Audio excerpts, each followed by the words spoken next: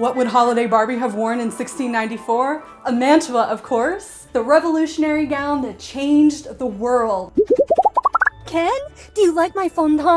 In this video, I'm gonna figure out how the heck to make one because there are zero instructions. Zip, nada, nil. Do you hear me? Nothing! Hey y'all, Jackie here and welcome to Fantastical Follies where we goof off and sew things. Today we're going to briefly discuss what made the Mantua gown such a revolutionary garment. Then we'll pivot into the barbification. Barbie-ification?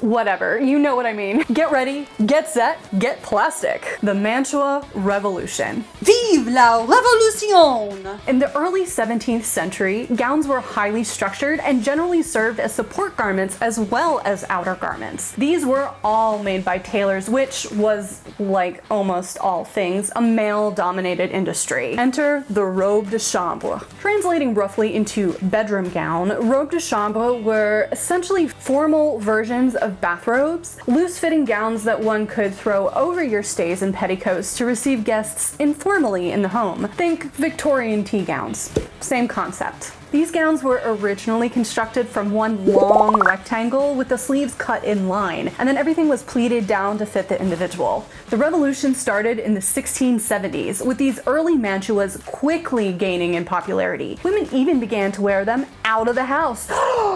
They were even all the rage in the court of Louis XIV, by then the epicenter of fashion, although he hated the look. But that's another story. As the years passed, the mantua became ubiquitous. The styles changed, with later gowns becoming more structured and with set-in sleeves, something easily recognizable as the mantua of the 18th century. But though the actual style of the mantua changed, one thing remained the same. These gowns were pleated directly onto the body. They were draped, not flat patterned, and went over the stays instead of being heavily structured themselves. This allowed women to pick up this method of dressmaking with ease, and the revolution began. The work pivoted from the male tailors and onto the female mantua makers, allowing a hell of a lot of upward mobility for women that wasn't there before. We all know how much those male tailors love that.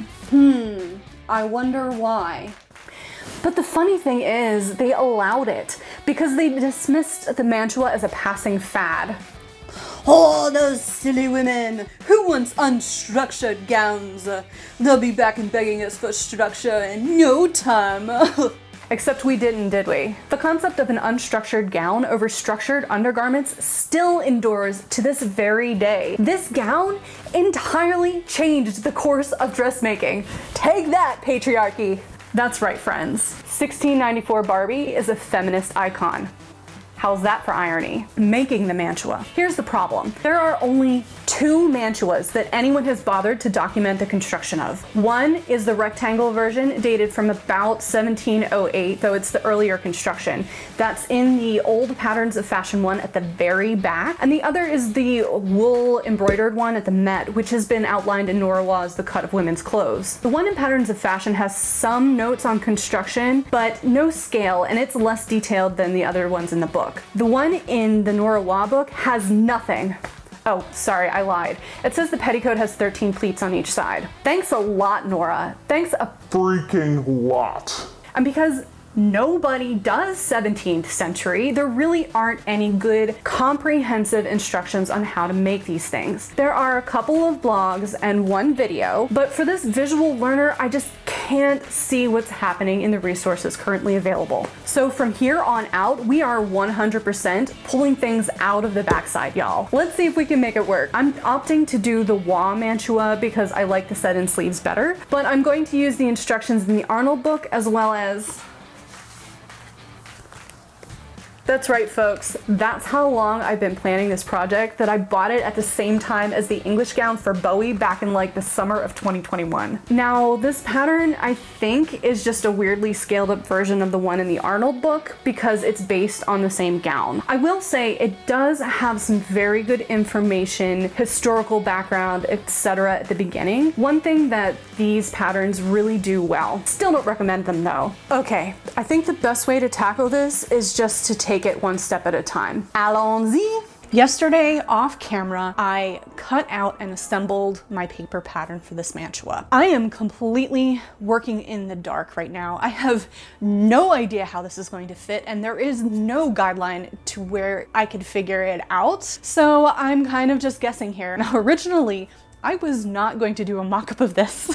You idiots! I was just gonna cut it out on the fabric and just go with it, but that was stupid. So what I'm gonna do is I am going to grab some bed sheets and at least cut out the bodice part. I'm not gonna worry about the skirts. The skirts are easy. I measured the width of the sleeve of my chemise, thinking that, you know, at least the sleeve has to be as wide as the chemise. When I measured it, the sleeve minus all of the pleating was about 17.5 inches. My chemise sleeve was 20 inches, so I needed to add 2.5 inches to it. And then I did decide I add just a little extra in the middle, so I believe that I added a 1/2 inch on each side of the arm side, and then I also added 1.5 inches in the center, so it's, is that right? No, I added 2 inches in the center. There we go. Okay, math. Yay! For the bodice fronts and the bodice backs, those were a little bit harder to gauge because of all of the pleating nonsense. After a full day of just being completely overwhelmed and not being able to work on it, I decided to just be practical about it and measure. So what I did is I put on my stays, and then I measured my back width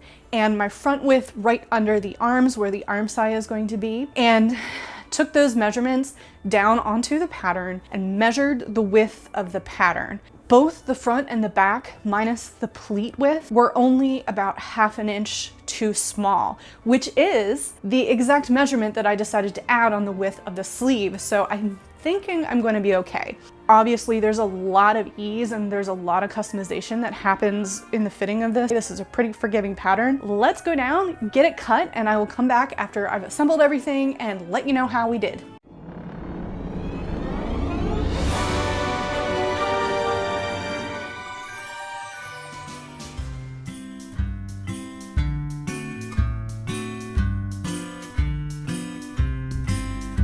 All right, this is try on number 2. The first try on I did, I basted all of the side and back seams, but I only pinned the pleats. It looked pretty good, so I decided to baste down all of the pleats and see what we have. Actually, it fits pretty well. I'm gonna turn around. Look at the back. There's a little bit of wrinkling. I'm gonna have to adjust it a little, but not much, which is awesome because the back is going to be the hardest thing for me to fit because I can't dislocate my arms. Now this is where the tape really shines. Can Jackie's lack of detachable shoulder joints contend with its sticky goodness? I don't know, folks, she's struggling.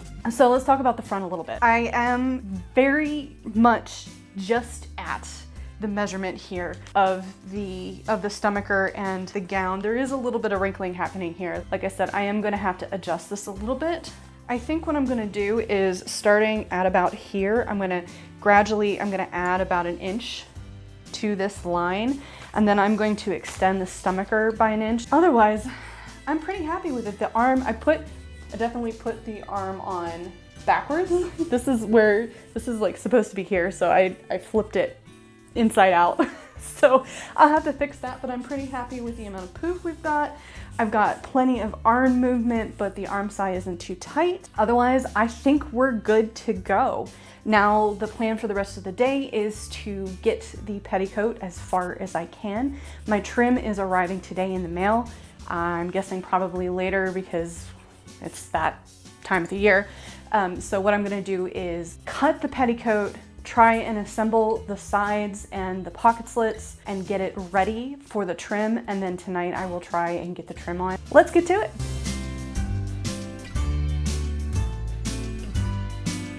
Last night, I cut out the petticoat and began to assemble it. Now, you're not here to see me make a petticoat again, you're here to see me make a mantua, so I'm going to go over this very quickly. You can check the card above my head where I make 2 under petticoats for the 18th century. The construction is exactly the same as I'm going through here. I'll show you all of the basics for it, but let me talk about what I did last night.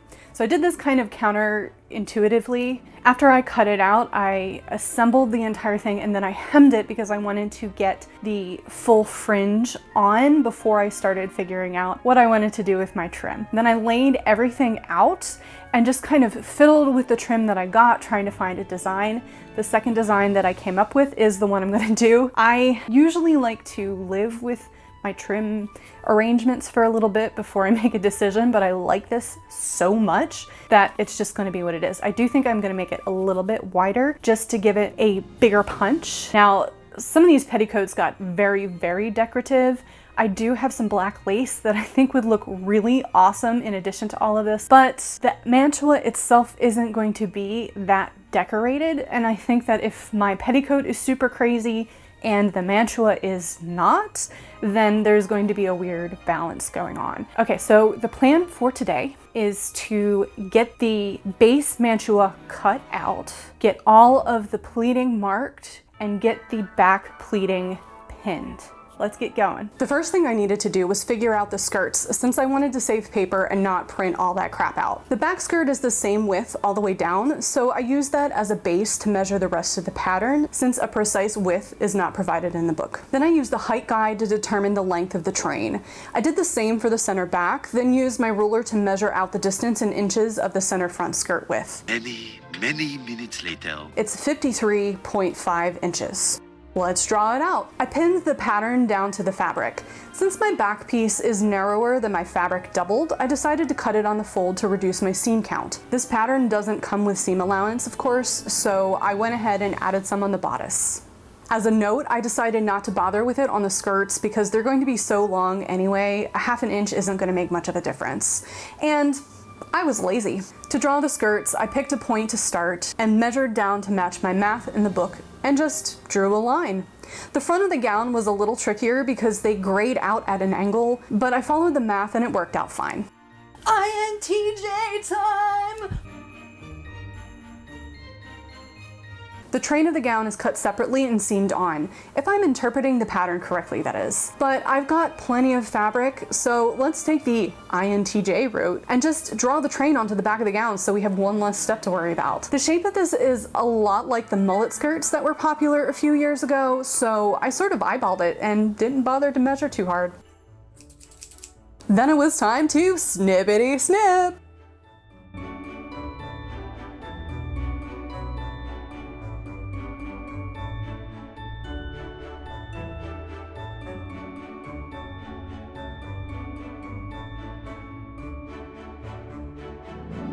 Okay, so I've got this cut out.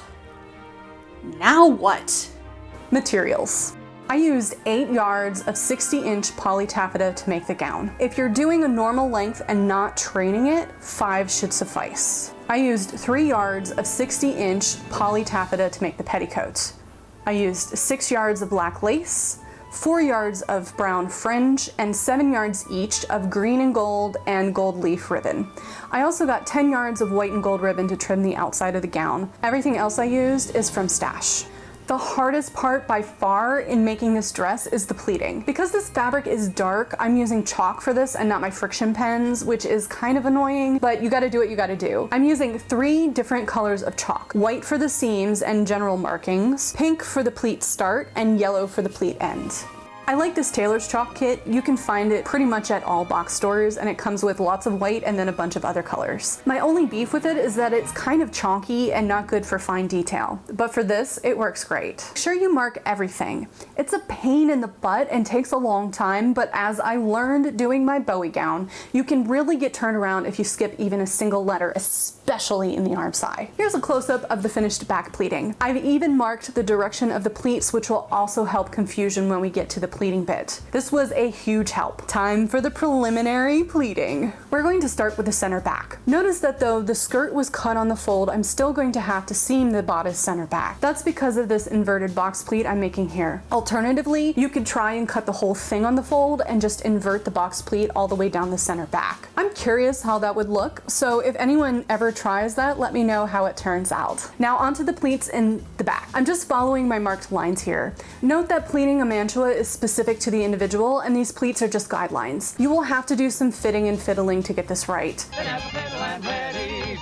This is best done with a helper or on a dress form that fits you. I was lucky in that I was pleating this right before my trip to Dickens on the Strand and was able to get assistance in pleating the back at least. So there are 2 pleats on each side of the back bodice. Then there are also 2 pleats on the side of the skirt. I'm really taking the time to get these pinned down well. Once this was done, I repeated on the other side. Also, can I just take a moment and comment on how extremely long this gown is? This is the front, so no train, and well, Then, off camera, I basted everything down together to test the fit. Once I had the back pleating solidified, I went ahead and hand basted all the back pleats down using contrasting thread. Now, the final gown will not be tacked down so completely, but I wanted to make sure that they stayed put for pleating the front. I also took in the sides just a smidge. Welcome to December in Texas, where the air conditioning is still freaking running. Yay! I am quite overheated right now. I'm just gonna put that out there. All right, so we're gonna pleat the front. The back is done. I have it basted down. So now what we're gonna do is fix the front.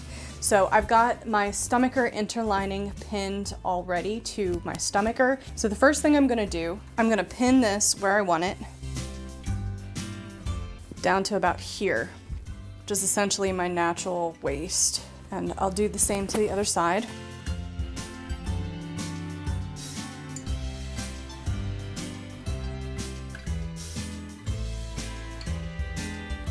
I mean, I guess that's okay. Nobody says there has to be 2 pleats here. I think it...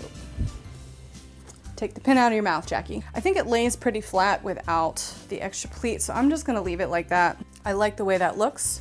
Okay, I wasn't pinned evenly, so let's try this again. So the problem is that I'm wrinkling here, and I don't know if that is because I have this too tight or too loose. I think this is too loose. All right, so I'm gonna keep fiddling with this until I get it smooth, and I'll catch back with y'all when I'm done. All right, I think I've got it where I want it. It's not perfect, but once we're all sewn together and everything, I think it'll be fine. The first thing I did was take this side off of me, and I repleated it on the lines. It had kind of gotten shifted through my travels and whatnot. That helped a lot. I got it to the right spot. I kind of smoothed it down. I did have to take it out in the hips. It really doesn't matter much further than like here, because this is gonna get flipped up back like this, and you're not really going to see the pleating here, but it does need to be pleated to that point because that's where we're gonna tack it on the inside. Now, here's the weird thing. I needed to take it in to accommodate my sway back. So I made 2 extra pleats that were not on the original design and kind of took them in here. It needed to pull in a little bit here. That is why it was wrinkling so bad here. So it is wrinkling a little bit, but it's wrinkling to a point that I could live with. If you have somebody to help you fit these things, have somebody help you fit these things. It is so hard to do this on your own. Now to make the stomacher. I took the inner lining I'd already cut out and placed it on my lining. The front of the stomacher I'm partially hand embroidering and partially machine embroidering. I cut a little extra on the top of this just so that it covers the top of my chemise. Then I drew boning channels starting with the center front.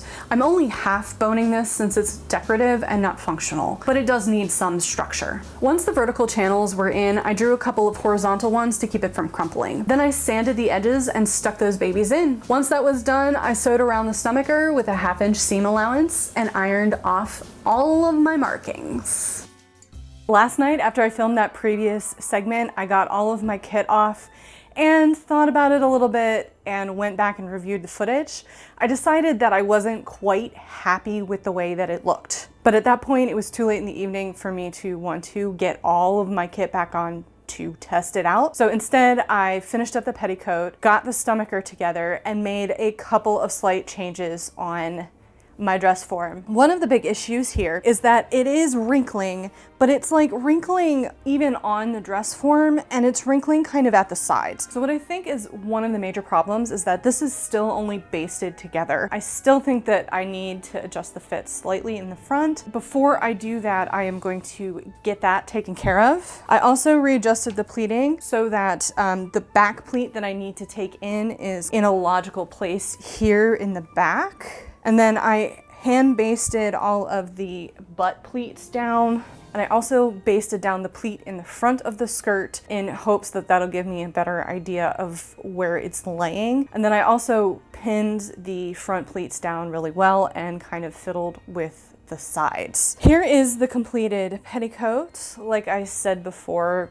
like y'all have seen me do this a million times. Maybe the next time I make a petticoat, I'll revisit how you make these, but here it is. I love the trim. I think it looks so good. It could be a little bit more, but considering how expensive trim is, this is what my budget could handle, so that's what it's gonna be. I used a 4-inch box pleat in the front and the back, and then radiated my pleats out towards the pockets. These pleats are about 1/2 inch wide. They're not perfectly even, but I really don't care. Nobody's going to be looking that hard. The original petticoat had 13 pleats on each side. If you remember from the beginning of this video, that is the only information Norah Waugh gave us about this. Mine do not. I have one that has like 15, one that has 13, and a couple that have 12.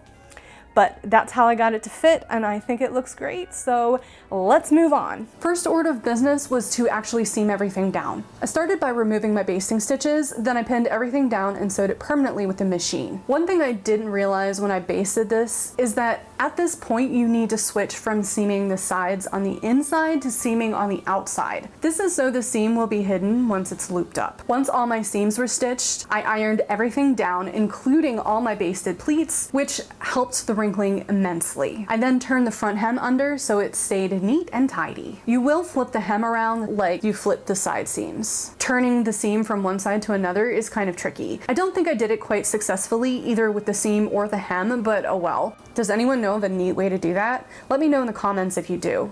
And now for a little tantrum. I've been at this now for more than 45 minutes, and y'all, I am so frustrated. I have been fiddling and fiddling and fiddling with this. Every time I get it to where I want it to get, half the pins fall out and I have to start all over again. So it's gonna be what it's gonna be. I am days behind. I have to get this dress done today. It's not gonna be perfect. There are gonna be wrinkles. At this point, I don't care. Maybe it's the fabric I'm using. Maybe it's the pins I'm using. Maybe it's just because I can't hold still. I don't know. This is what it looks like.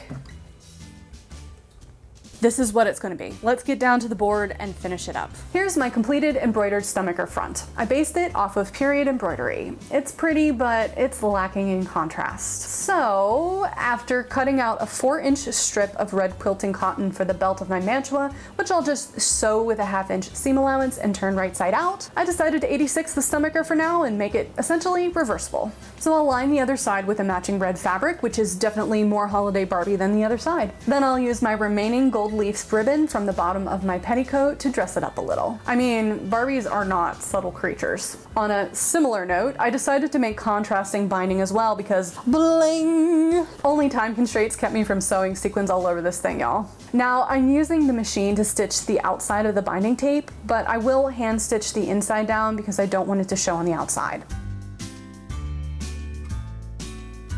Originally, I tried to hand embroider the front facing, but it just took so long and metallic thread is a pain, so I decided to do it with the machine instead. This embroidery is also based off of extant embroidery from the stays from patterns of Fashion 5, which eventually I'm going to recreate embroidery including. For the vines, I'm just using a basic zigzag stitch with the stitch width and length significantly reduced. You can play around with this until you find something you like. It doesn't look period, but it sure looks snazzy. My machine actually has a continuous leaf stitch, so that's what I'm using for the leaves. It's kind of annoying to start and stop after each leaf, and boy does it leave me with a lot of ends to snip, but it's still faster than doing it by hand. And speed is of the essence now. Here's the finished embroidery. I love it. I then drew out my seam allowances and cut out the facing. Then I remarked all of my seam points and seamed the dart. I decided it was still too plain for Barbie, so I grabbed some gold grosgrain ribbon I just happened to have lying around and decided to trim the outer edge of the facing. It's too wide, so I folded it in half.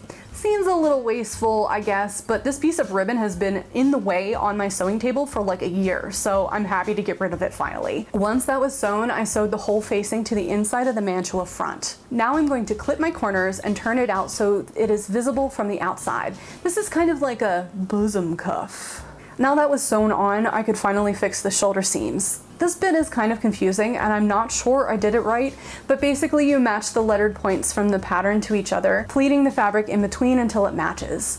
I think it turns a corner like you see here, but I don't know if that's completely accurate. Oh well, it fits, it works. All right, y'all, it's starting to look like a real gown. All we've got left to do really is attach the back facing thing and then deal with the sleeves. I'm losing daylight, so even though I'm kind of only half done, I'm gonna schlep this on and let's see if we can get the sleeves fit at least before the sun sets. Fingers crossed. The sleeve is actually quite easy to set in. I matched the seam to the side seam on my gown and then just pinned up to the top and pleated in the excess. I'm making it so the pleats face toward the center back. All right, I wanted to get you one last shot before the daylight ends. I'm so excited about the embroidery on the front. I really didn't want to do it, but it was so worth the time. I think it looks so good. Okay, so the sleeve is pinned in. It's a little bit poofy, but I'm okay with that. It's pretty comfortable. It is giving me plenty of movement. Obviously, I don't have this fully on my body because the other side is undone right now because I'm still finishing this portion of it on the other side, but I think we're good.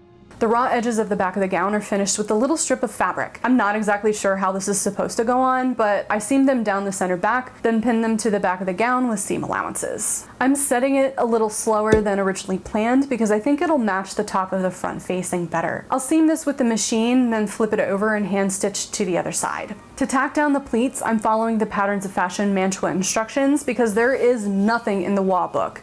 I cut strips 2 inches wide and serged the edges down, and then pinned them along the inside of the gown where the pleating was, about at waist length where all of the pleats meet. I'll then hand tack them down. I'm not in love with this technique. I think the pleats were a lot neater before I did this, but this is how the gown was constructed, so I'm going to deal with it for now. I decided to cut the cuff out of a contrasting color since I had plenty of gold fabric left. I don't really know how this cuff is supposed to go, but it looks in the diagram like it's loose like the bosom cuff, so I cut the width of the strips on the fold and added seam allowance on 3 sides only. And then, because I'm insane, I decided to embroider the cuffs on my machine. To add the cuff to the sleeve bottom, first I sewed the cuff together. Then I matched the seams and pinned the unembroidered edge to the edge of the sleeve. This is the inside of the cuff.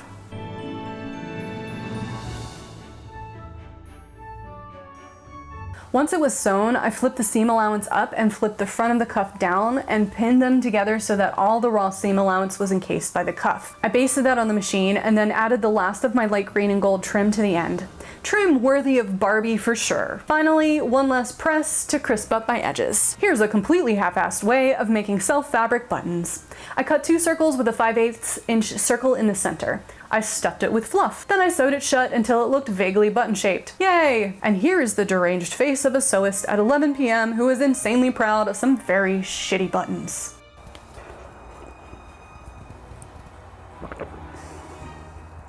It's Sunday morning. Well, almost Sunday afternoon.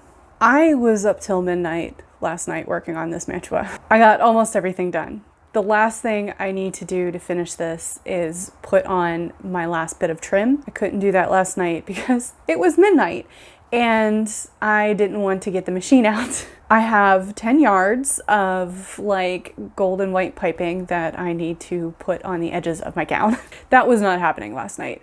I'm very tired. This is kind of the reality of running a YouTube channel with a full-time job and a part-time job. Sometimes you just don't have time, and with all of the events and stuff I've been going to, I just have lost all of my weekends. So it is what it is. I have to get the rest of this video filmed, this finished, and the reveal shot before it gets dark today.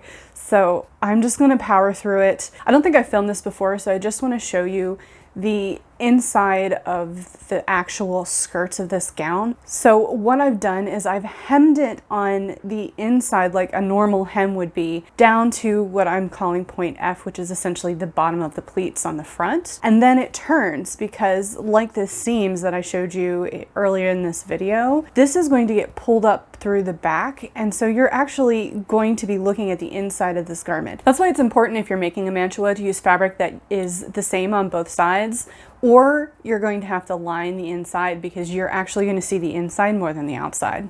handy tip. Even though I've hemmed the inside and then turned it to the outside, I'm actually going to put the entire trim on the outside of the gown because I just tested it with flipping it like I'd flip the hem, and actually you really can't see it on the front. So I'm just gonna lay it on the inside of the gown and you'll see it. It's a little messy at the front, but I don't think anybody's gonna notice. Everybody's gonna be staring at other things. Time is very short today, so I'm going to stop talking and knock this out and finish my coffee. More coffee need now. I fixed a loop halfway down the skirt front. This is where you'll pull the skirts up and hook to my buttons right at the center back. Commence endless trim pinning.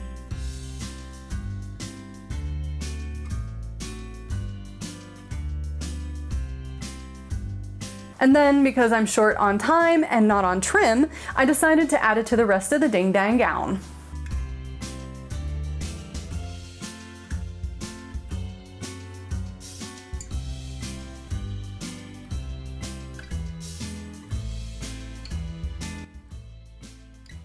Phew! Finally done. Can I sleep now? If you made it this far, thank you so much for watching. I appreciate each and every one of you. This is one of those big projects I've wanted to do for a long time, and it feels so good to get it finished, even if I really had to cram everything in over a very short period of time. It actually was a lot easier to construct than I thought it would be. The hardest part was wrapping my mind around it because its construction is kind of counterintuitive to modern techniques. I really hope that this video helped make sense of it. If you ever decided to make a mantua yourself, please make sure you tag me because I would love to see it. I want more people doing 17th century stuff. And if you're still watching and enjoying this video, please consider giving this a like, saying hello in the comments, sharing with a friend, or subscribing. These things go such a long way to getting my weird little channel seen and helps the algorithm know what to show you next. Remember that I upload every other Thursday. Thank you all so much for watching. Let's get to the reveal! Barbie time!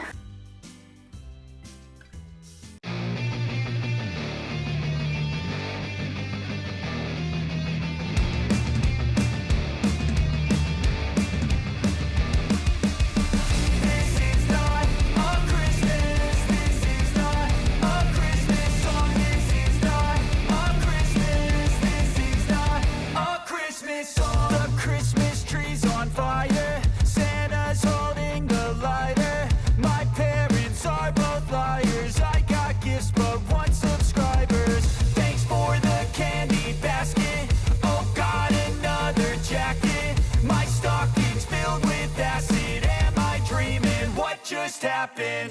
This is not a Christmas. This is not a Christmas song. This is not a Christmas. This is not a Christmas song. This is not a Christmas. This is not a Christmas song. This is not a Christmas. This is not a Christmas song. My neighbors compete to see who can put up more blinding lights. The kids all wish away the month 'cause they want presents in sight. This year had me so mad. I've been bad, got coal that is sitting under my tree. I think that my Christmas has died. This is not a Christmas. This is not a Christmas song. This is not a Christmas. This is not a Christmas song. This is not a Christmas. This is not a Christmas song. That's it for me, y'all. Thanks again for watching. And if you'd like to see more of my wacky content, how about checking this video out?